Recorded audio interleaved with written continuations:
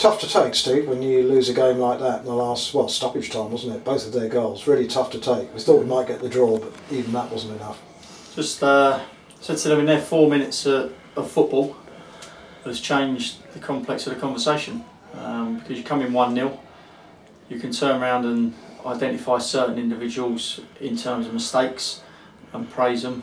But when you concede 2 goals like that, it's a collective thing, and not good enough. You know, we had ample opportunity at 1-0 to have better use of the ball in attacking situations when we're 4v2 against them, and we managed to find their 2, who then give it to their midfield, who haven't tracked back, or we've got the wrong side of them, and they're attacking us. So to lose a ball unopposed is unacceptable, and we've done it on numerous occasions in that second half to prevent us from going further ahead, and that's what this year our goals for record speaks for itself, you know, because we're not finding that pass to put us through on goal and take that chance. We're giving up good opportunities and always keeping someone in the game then, and that's what I just said to him in there. You know, for first half we hadn't had a game for 2 weeks, and it looked like that. Obviously I was banned from the dugout today, so I was up in the tower and I could see everything, and we was nowhere near energy levels. The training we've done has been disruptive, and that first half we was lucky to come in 0-0. Didn't change anything in terms of shape, personnel, or what we wanted to do, but the players got a second wind, if you like, and like I say, we deserved our lead because the second half was a lot better. But that last 4 minutes, you know, ball watching, because before that, I think second half, I think Johnny's had a punch to make and he's saved one from their number 8. Defence haven't really been stretched in terms of getting done in behind too much. And then at the last 4 minutes, you know, even when it goes 1-0, you've got to dig in and roll your sleeves up and think, you know what, we've lost 2 points here now, we're not going to lose no more. But we didn't have that about us. But even after that, from where I was, Nathan had a glorious massive opportunity. Yeah. And they've got going. It looked easier to score, and I know it's an old cliche. Yeah, but that's us this year. You know, that's got to go in. And then you pick the bones out of going behind, but you give them a pat on the back for getting back into it. But to lose a game that first half they were all over us. You know, they passed the ball well, good, young, energetic side, and they're climbing the table very rapidly. Adam's done a good job there, but we had chances in the second half, Jim, to punish them and put them out of sight, and we left it to the last 4 minutes, injury time, like you said, and give them a way back in, and obviously just conceding that goal as well. But like I say, you got to score that one at the end there to even it up, and take a point and dash yourselves down and go again Tuesday.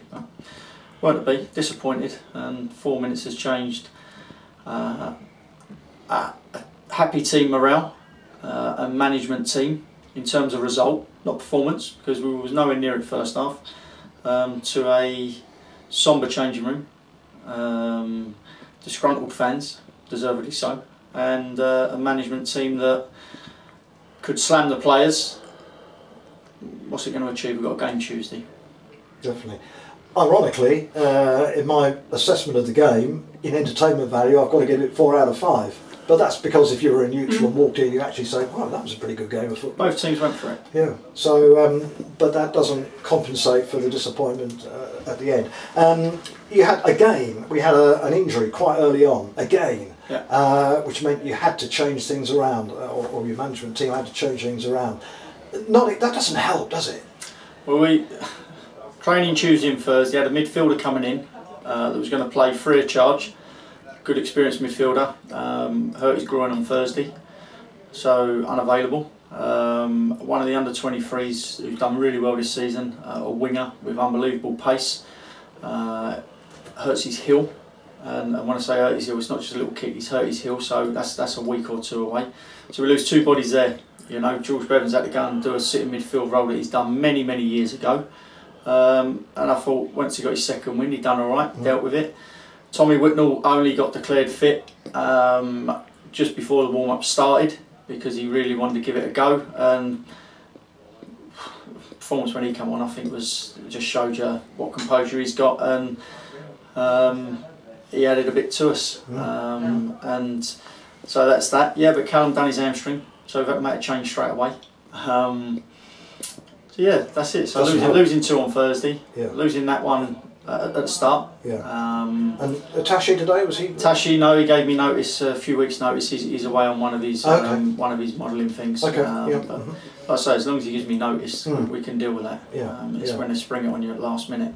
So he's away, but you just got to go with the hand you're dealt with. You know, we've had this budget cut. It'll be cut next year as well. So it's a case of we've got to roll our sleeves up, look at players, and see where we go. You know, some will stay, some will want to stay, some will want to move on.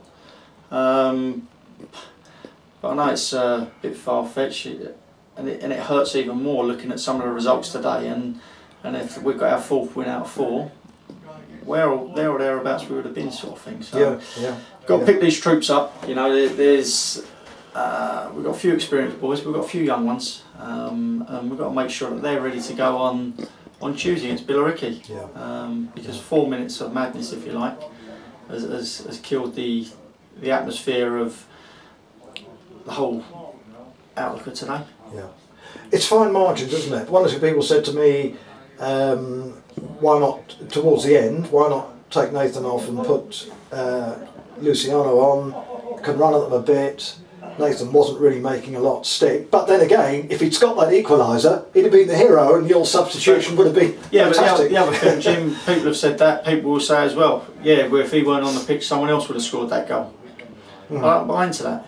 You know, he's done really well for us. He's just coming back from injury. To say he didn't hold it up, at times it come back off him, but other times, you know, he's left the centre half with a nose all over his face. You know. Accidental, but he's done it. And it's one of them. You say run at them. It doesn't matter how much you run at them. If we can't pass the ball to you without getting intercepted, you can run all day long. And that's the problem. That's the problem that happened today in the second half when we went 1-0 up from a great goal, by the way. Good ball down the side and a good finish from Joe again. I'm pleased for him. Bano's had a shot. We've had a good bit of play. But just when you want to go on to that next level, we're lacking in that quality, and that's not just. I'm not just blaming the front, but I'm blaming all over the park. You know, we make wrong decisions at wrong times. The last one incident, we've gone back rather than go forward, and they've just scored. So they're going to be pushing us and pushing us. Go forward and start working up that end of the pitch. You know, with a minute to go. So it's all over where our decision making is wrong. And as a management team, I'll take all criticism and I'll take all the bullets thrown at me and the management staff. But we can't get them players to make that ball or pass that ball. That's them on the pitch, you know. And it's when you're tired, you've got to find the right pass.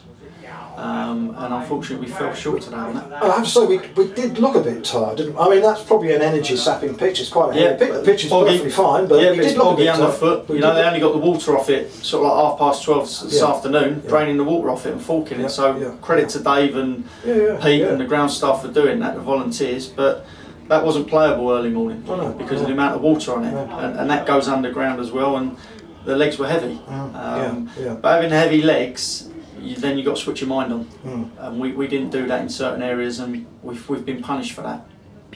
Right, we move on to Billericay, and I know everyone's looking forward to the arrival of Glenn Tamplin and the rest of them with some anticipation. How are you approaching that game? See what bodies have got fit before I can name a side or a squad. Just like any other game, Jim. You know, at the moment we're low on numbers, and it's been forced upon us. So the ones that are in and around it, we'll have to get their head down and start doing a few bits when called upon. It's going to be a tough turnaround from now till Tuesday.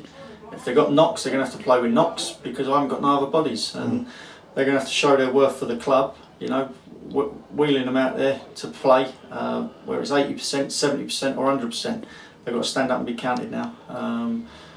Won't approach it no different to any other game. We can't, you know, and we've got to go with the players we've got. If they're good enough on the night, happy days. If they're not, we go again. You know, you don't make special plans for certain teams. Definitely. Okay, well, commiserations.